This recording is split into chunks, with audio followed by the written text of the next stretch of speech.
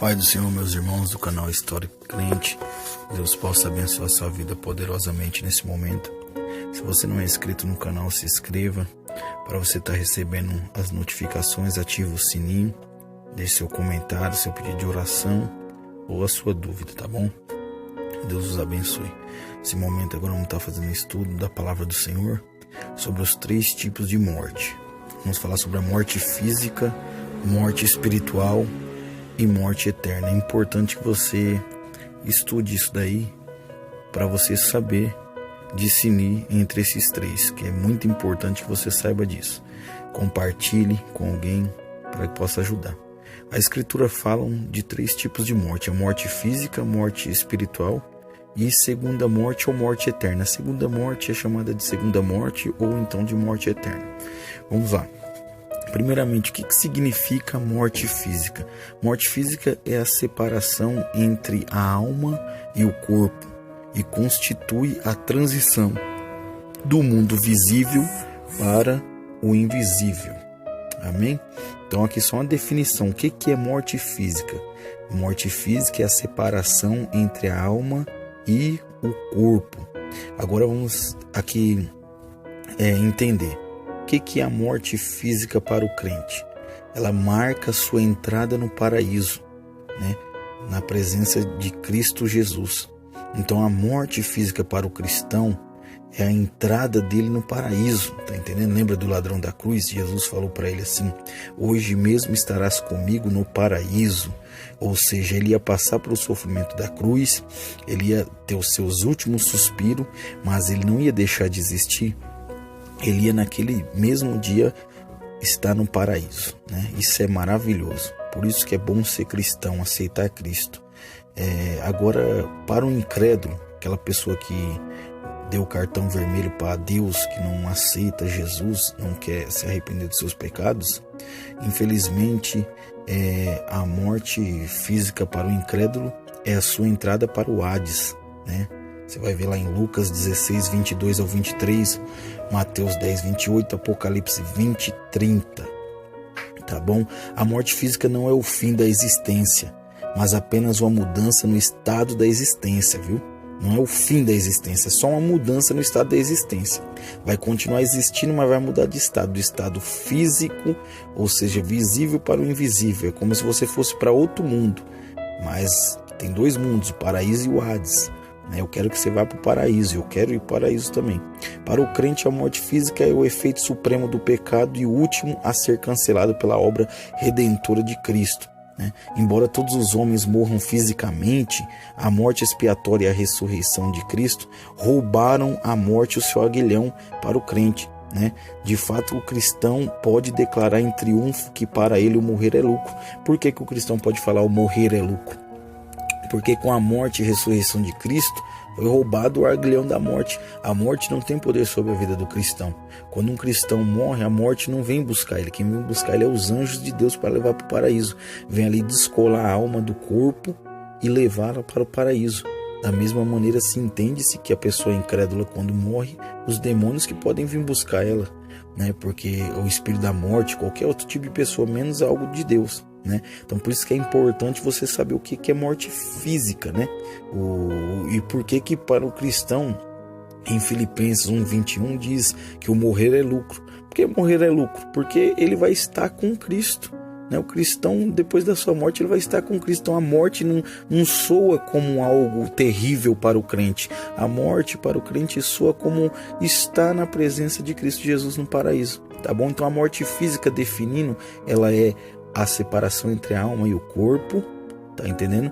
E constitui-se do mundo visível para o mundo invisível. Para o crente é a entrada no paraíso, para o ímpio é a entrada no Hades. É esses 2 termos, tá bom? Isso é a morte física. A morte espiritual, o que é a morte espiritual? Morte espiritual é a separação de Deus tanto neste mundo quanto no vindouro. Por exemplo, Adão morreu como resultado de sua desobediência, de acordo com a advertência de Deus. Deus diz para ele: porque no dia em que dela comeres, certamente morrerás. Está lá em Gênesis capítulo 2, versículo 17. Todavia, sua morte não constituiu num óbito físico imediato. Ou seja, ele ele não morreu ali no momento em que ele comeu o fruto. Deus falou: olha, quando você comer, certamente morrerás. Mas ali Deus não está falando de um óbito físico. Ele não comeu o fruto e morreu, embora tivesse início ao seu estado de mortalidade. Deu início à mortalidade. O corpo dele começou a padecer, porque o homem não foi feito para morrer. O homem não foi feito para morrer, né? A morte dele foi morte espiritual. É aí onde entra a morte espiritual, para você entender que a morte espiritual é a separação de Deus. Ele se separou de Deus espiritualmente, entendeu? Quando Jesus, ali no capítulo 8 de Mateus, verso 22, quando Jesus disse: deixa os mortos sepultar os seus próprios mortos, né? O que ele queria dizer? Você já parou para pensar? Uma pessoa que está morta vai sepultar outro morto. Parece contraditório isso. Mas ali Jesus estava falando de dois tipos de morte: morte física e morte espiritual. Ele estava dizendo assim, ó: deixa que os mortos espiritualmente sepultem os fisicamente mortos. Ou seja, ele estava falando: deixa essas pessoas que estão separadas de Deus enterrar as pessoas que estão mortas fisicamente. Por espiritualmente mortos, ele se referia àqueles separados de Deus pela incredulidade, né? Tem pessoas que elas são incrédulas e estão separadamente de Deus, estão separadas de Deus, ou seja, estão mortos espiritualmente. Por isso que quando uma pessoa está viva, ela tem fama que está vivo, que está vivendo, está indo num show ali, está se prostituindo, está bebendo. Alguém olha e diz assim: olha, aquela pessoa está vivendo a vida. Mas na verdade, quando Deus olha no mundo espiritual, todo mundo sabe que aquela pessoa está morta espiritualmente, porque ela está separada de Deus. Glória a Deus. Escrevendo aos Efésios, Paulo disse assim: ele vos deu vida, estando vós mortos nos vossos deleitos e pecados. Está em Efésios capítulo 2, versículo 1. Como pecadores, eles se encontravam antes num estado de morte espiritual. Ao se entregarem a Cristo, foram vivificados. Quando o indivíduo entra em comunhão com Deus através da fé em Cristo, ele passa da morte para a vida, né? Lá em 1 João 3,14. Glória a Deus. Olha que coisa tremenda, irmão. Quando você aceita a Cristo, automaticamente você é perdoado. Você sai dessa morte espiritual e entra para a vida. Então, se você está aí vivendo uma vida física, mas uma morte espiritual, e você ainda não teve a morte física, você tem a oportunidade de sair da morte espiritual. Você tem a oportunidade de se unir a Deus novamente. Como? Aceitando Jesus como seu único Salvador. Porque Ele é o único que pode te vivificar, Jesus Cristo. Ele é o único que pode dar vida para você. Ele é o único que pode tirar você da morte e passar você agora para a vida. Por isso que Jesus disse: aquele que crê em mim, ainda que esteja morto, viverá. No julgamento final dos incrédulos, que terá lugar diante do trono branco do juízo, após os 1000 anos, chamado de milênio, os mortos perversos ainda existirão e se postarão perante Deus para serem julgados. Embora possam suportar o juízo, seu estado é chamado de morte, né, por estarem afastados de Deus. Coisa terrível, né? Apocalipse capítulo 20, verso 13 ao 15. Tem também Apocalipse capítulo 3, verso 1. 1 Timóteo capítulo 5, verso 6. Amém? Vamos para a última parte. A última parte fala sobre a morte eterna, né? A morte eterna. O que é a morte eterna? A morte eterna é quando aqueles que estão mortos em delitos e pecados morrem fisicamente, sem se arrepender, e entram num estado de morte eterna. Tiago refere-se a esta morte explicando como pode ser evitada, né? Ele diz assim, ó: sabei que aquele que converte o pecador do seu caminho errado salvará da morte a alma dele. Tiago 5:20. Fica então claro que a morte eterna não é como é que se diz assim? Não é a cessação, cessar a existência, né? Acabar com a existência, mas um castigo sem fim. Paulo adverte sobre esta eventualidade em 2 Tessalonicenses, capítulo 1, versos 7 ao 9, que diz assim: quando do céu se manifestar o Senhor Jesus com os anjos do seu poder, em chama de fogo, tomando vingança contra os que não conhecem a Deus e contra os que não obedecem o Evangelho de nosso Senhor Jesus, estes sofrerão penalidade eterna e destruição eterna, banidos da face do Senhor da glória. Então vocês veem, irmão, que realmente a morte eterna é algo horrível. É essa morte que as pessoas deviam temer. As pessoas estão vendo aí o coronavírus, né? E muitos estão com medo da morte física. A morte física, ela pode alcançar pessoas de várias maneiras: pneumonia, tuberculose, bala perdida, atropelamento, fome, outras doenças. O problema não é a morte física, amado. O problema é a morte eterna. Que a morte eterna não tem mais jeito. No juízo, diante do grande trono branco, todos os mortos perversos serão lançados num lago de fogo, que é chamado de a segunda morte, ou morte eterna, né? A morte eterna, ela é descrita na escritura como fogo eterno, como castigo eterno, né? Isso aí você pode ver lá em Judas 7, Mateus 18, 25,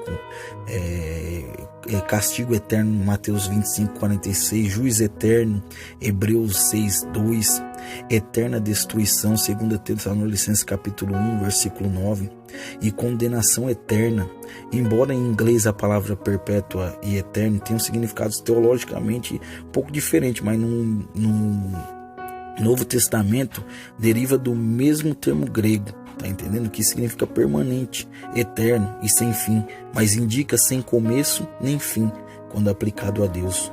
Ou seja, indica que é uma coisa que não vai ter nem começo nem fim, né?